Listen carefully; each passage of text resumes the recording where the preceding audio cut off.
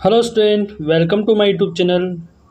आज बात करते हैं हाइपर इमेसिस ग्रेविडेरियम के बारे में। ये एक सेकंड पार्ट है। फर्स्ट पार्ट के बारे में हम बता चुके हैं, डिस्कशन करोगे डेफिनेशन, इटियोलॉजी और साइंस के बारे में, और डायग्नोसिस या इन्वेस्टिगेशन के बारे में बात कर चुके हैं। अब बात करते हैं मैनेजमेंट की। तो स्टार्ट करते हैं आज की क्लास। मैनेजमेंट में क्या क्या किया जाएगा। सबसे पहले वॉमिटिंग जो हो रही है कंटिन्यू, उसे कंट्रोल किया जाएगा, और जो फ्लूइड और इलेक्ट्रोलाइट इम्बैलेंस हो रहे हैं उनको भी बॉडी के द्वारा मेंटेन किया जाएगा। ओके।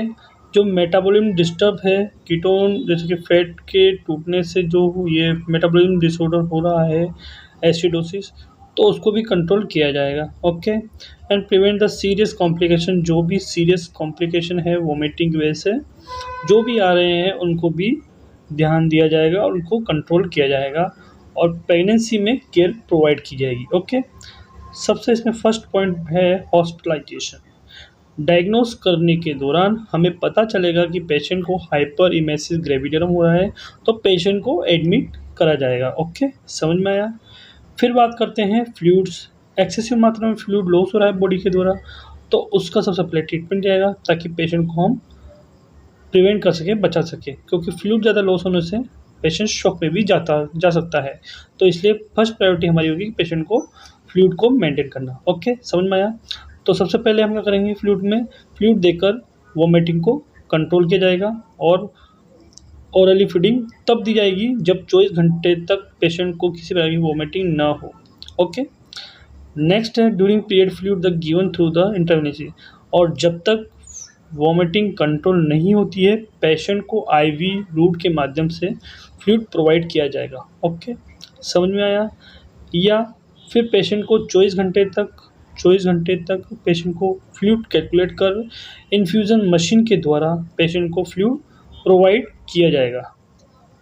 अब बात करें ड्रग के बारे में, कौन कौन सी मेडिसिन दी जाएगी। एंटीमेटिक्स ड्रग्स कौन कौन सी होती है जो कि वोमिटिंग को कंट्रोल करने में हेल्प होगी।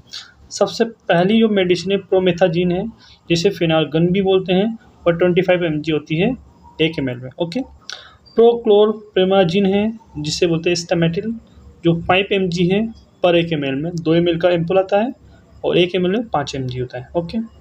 फिर है ट्राइफ्लूप्रेमाजीन, जिसे इसमें 10 mg ट्वाइस या 3, मतलब 2 या 3 दिन डेली, या तो 2 बार दे सकते हैं, दिन में 2 बार सकते हैं या दिन में 3 बार दे सकते हैं। ओके।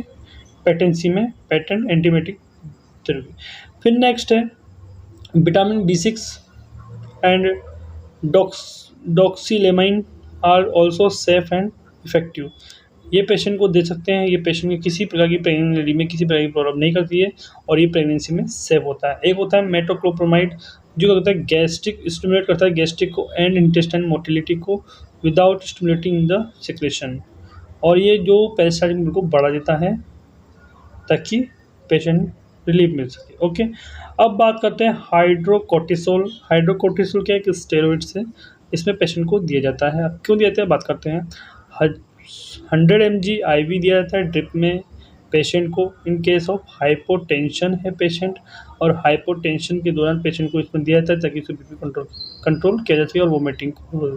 ओरल मेथड से, ये तो इंजेक्टेबल है, और ओरली दिया जाता है प्रेडिसोलोन, जो 10 mg की आती है, जो सीवियर केसेस में यूज़ किया जा सकता है।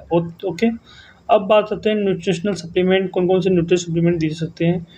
विटामिन B1 दिया जाएगा, vitamin B6, vitamin C, vitamin B12 दे सकते हैं इस पेशेंट में। अब नर्स केयर की बात करें, नर्स पे अपना रिस्पॉन्सिबिलिटी कैसे निभाएगी। पेशेंट को, जो पेशेंट है मदर, जो प्रेग्नेंट मदर है, उसको साइकोलॉजिकल सपोर्ट दिया जाएगा ताकि पेशेंट शांत हो सके, एक्सेसिव एंगर ग्रोथ, मतलब गुस्सा ना करे, शांति रखना है, कीप काल्म रखना है। हाइपर हिमेसिस प्रोग्रेस में chart is helpful the cases progress patient the wild hospital. Patient की हेल्प करना है ताकि इस पेशेंट की जो भी वोमिटिंग हो रही है उसकी प्रोग्रेस को कंट्रोल हो सके। Daily record pulse temperature BP at least twice, मतलब दिन में 2 बार हमें बीपी पल्स लेना है। टेम्पर इनटेक आउटपुट चार्ट करना है, यूरिन आउटपुट में प्रोटीन है, ब्लड ग्लूकोज, सारे टेस्ट करने हैं हमको ब्लड से रिलेटेड डेली। ओके। अब क्लिनिकल फीचर है इम्प्रूवमेंट आर द एविडेंस। अब हमें पेशेंट में देखने हैं इन साइन सिम्पटम्स को जो आ रहे हैं, कितने कम हो चुके हैं, कितना इम्प्रूवमेंट आ रहा है, ये सब चीज़ देखेंगे। पहले देखेंगे वोमिटिंग का कितना सुधार हुआ है, फीलिंग ऑफ हंगर, पेशेंट को भूख लग रही है, नहीं लग रही है, बेटर लुक, पेशेंट कंडीशन किस तरह की है, और पेशेंट में यूरिन में और ब्रीथिंग में किस प्रकार पहले स्मेल आ रही थी डिजीज़ कंडीशन में, अब किस कंडीशन है, पेशेंट की ब्लड रिपोर्ट किस तरह से है, पेशेंट का ब्लड प्रेशर पल्स किस तरह से है, और पेशेंट में यूरिन आउटपुट पहले की तुलना में किस तरह का है, ये सब चीज़ें हम देखेंगे। ओके, समझ में आया? अब बात करते हैं डाइट की। पेशेंट को डाइट दी जाएगी। इंट्रावेनस फ्लूइड से पहले omitted the food or the given orally. Patient को पहले आईवी फ्लूइड दिया जाता है, अब धीरे धीरे उसको ओरली अलाउ किया जाएगा। Okay, at the first dry carbohydrate food and biscuit and the bread and toast and given. Patient को ग्लूकोज दिया जाएगा ताकि पेशेंट एक्टिव से वर्क कर सके और बॉडी में एनर्जी बनी रहे। Small but frequently feed are the recommended, और स्मॉल अमाउंट में हमें डाइट देनी है, एकदम से नहीं कि एक्सेसिव मात्रा में दे दी तो प्रॉब्लम क्रिएट हो जाए। Gradually full diet and restore, और फिर धीरे धीरे उसकी डाइट को बढ़ाएंगे और नॉर्मल कंडीशन में उसको लाया जाएगा। ओके, समझ में आएगा? आज की क्लास यही कंप्लीट होती है और ये hyper emissive gravidarum topic complete होता है, डिजीज़ का टॉपिक। अगर आपको हमारी वीडियो से कुछ सीखने को या नॉलेजेबल लगती है या आपके सभी कंसेप्ट कंप्लीट होते हैं तो प्लीज़ हमारे चैनल को लाइक, शेयर, सब्सक्राइब और कमेंट करना न भूलें।